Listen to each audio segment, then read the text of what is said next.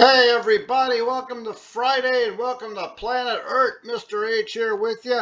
Hope you had a great week. I hope you have a great weekend and I hope you move on triumph to triumph. And speaking of triumph to triumph, yeah, you're not seeing that in Ukraine, man. I mean, it is just not happening. It's not a case of who wins. It's a case really of who doesn't lose is bad. Yeah. And when I talk, why am I talking about Ukraine today? Because today shapes tomorrow. History repeats itself, and I'm starting to see it happen in Ukraine again. I'll show you what I'm talking about. Now, peace in Ukraine. I'm glad they're at least talking about it, right? I mean, I wish this war would have never happened in the first place, but here we are. It's what we got. Now, Russia doesn't occupy all this stuff in red. They've got most of it.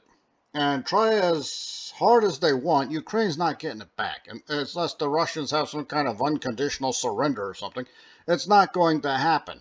So any kind of peace you have on the ground is going to reflect the realities on that same ground. Russia's not giving this stuff up because they spent too much blood, too much treasure, and their reward, if you want to call it that, is a land bridge to Crimea. It's something they've been interested in forever. Way back in the 1600s, fighting the Ottomans to get access to the Black Sea. They had it for a long time, Soviet Union. Then when the Soviet Union collapsed, they lost access to it. They got it back in 2014. Now they want an actual solid land bridge. The whole thing about NATO expansion. There's a million reasons as to why this stuff happened. But right now, standing on the ground, they are not giving up that land bridge. So, Ukraine just needs to kind of get used to this idea. At least they're talking about peace, so that's always a great idea.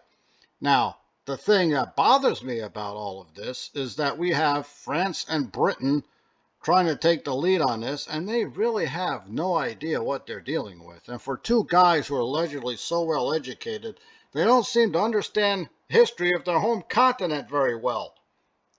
Yeah, goofball one and goofball two over here. Now, the guy on the left, Macron, president of France, just likes to shoot his mouth off. France is going to guarantee the security of Europe. Usually you're a threat to the security of Europe, but we won't get into that. Then he says France will guarantee the nuclear security of Europe. Yeah, that's making everybody feel really great, right?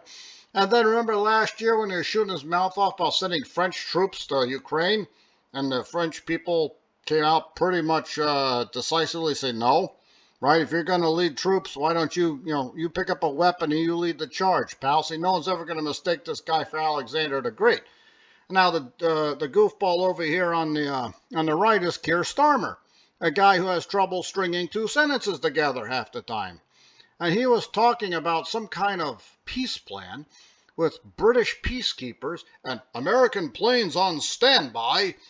What are you talking about, man? you know, uh, they're not putting any American soldiers on the ground. Trump has said that. Even Biden said that. All right, so not happening. I don't know what kind of fantasy world you're living in, but please, please stop trying to apply Harry Potter to real world politics here.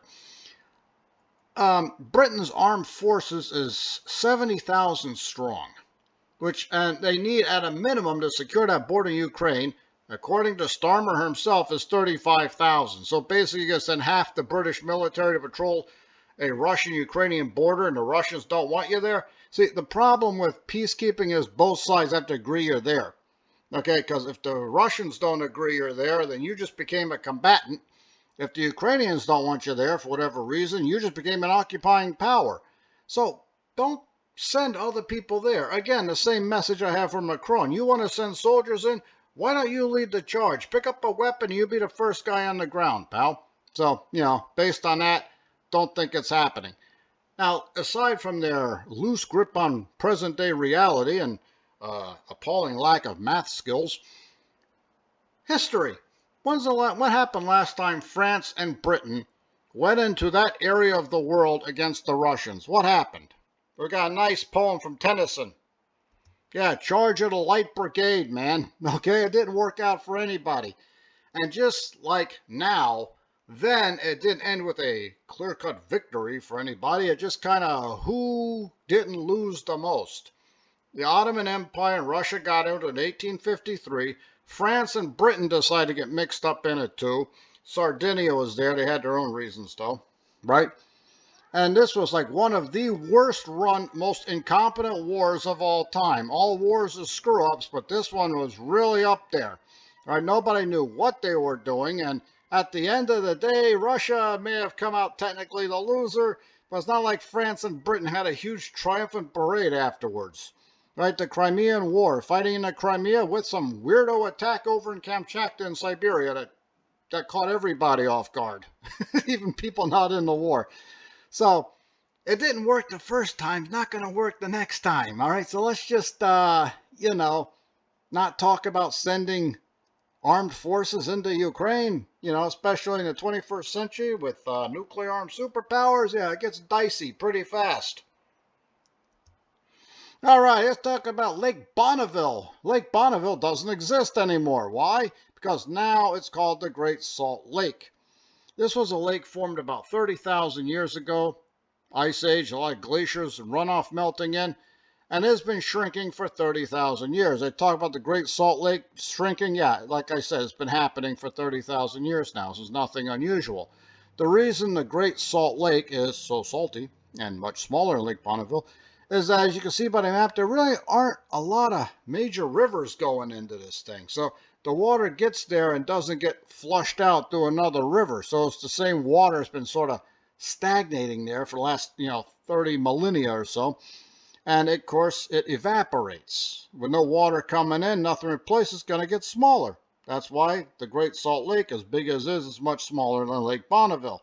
And the reason it's so salty, since there's no water coming in to flush it out, it just, the minerals and everything stay there as it evaporates, and the smaller it gets, the saltier it gets. So hence, that is why it's there. Now, if you're an amateur fossil hunter like Mr. H, you still find all sorts of great stuff there. Mostly Ice Age stuff. Yeah, you find the gastropods and the clams and stuff like that. You even find trilobites from 500 million years ago, way before anybody heard of the Ice Age, right back in the Precambrian era and the beginning of the Paleozoic. But when you're digging around out there, people have found what I like to call the big ticket items, right? Got the mammoth tusks and the ground sloths. In 1992, they found most of a ground sloth and kind of guessed on the rest of it and made their own replica schedule as in 92. In 2004, at a construction site, they found a mammoth tusk, and I don't know, they run it over, or maybe the blade of the bulldozer hit it a couple times. I don't know, but hey, at least most of it's there, right? So yeah, like I said, this is the big stuff you find, the really exciting stuff. Of course, some people like clams and stuff, so that's fine too. But this is the stuff Mr. H goes looking for.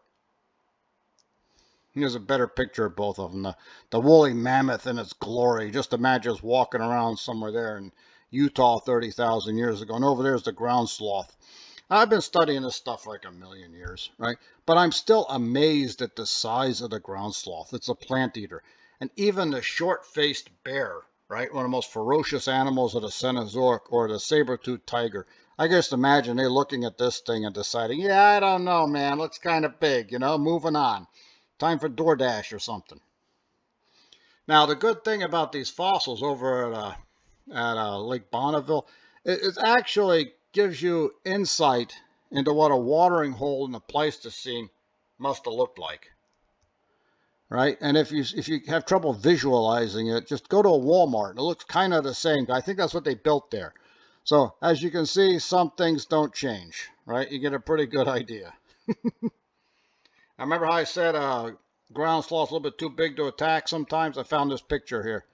Yeah, so, so alligator type animal. This is a Purosaurus, I think.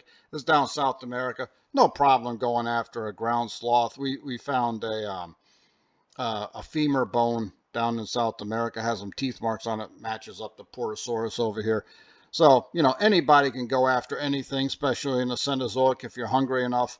This is a pretty cool looking picture. I am wondering why you didn't go for the fish over there. A little bit easier. Don't have to drag it in and kill it. Just swallow it and you're done with it. I don't know. Mr. H just asking questions to the distant past.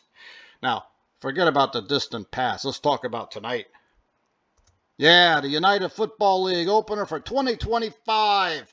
St. Louis Battlehawks against the Houston Roughnecks down there in TDECU Stadium. They finally got the stadium ready. Don't have to play in decrepit Rice Stadium anymore.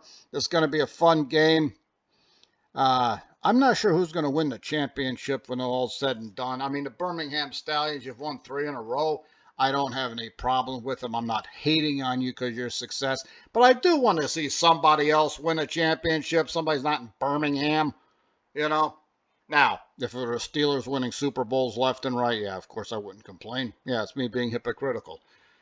Someone else just told me it was baseball opening day. Well, I'm sure the Pirates will open up their stadium and be there just on time and have another losing season. So UFL all the way. You guys have yourself a great day, and I will see you next time. Das vidanya.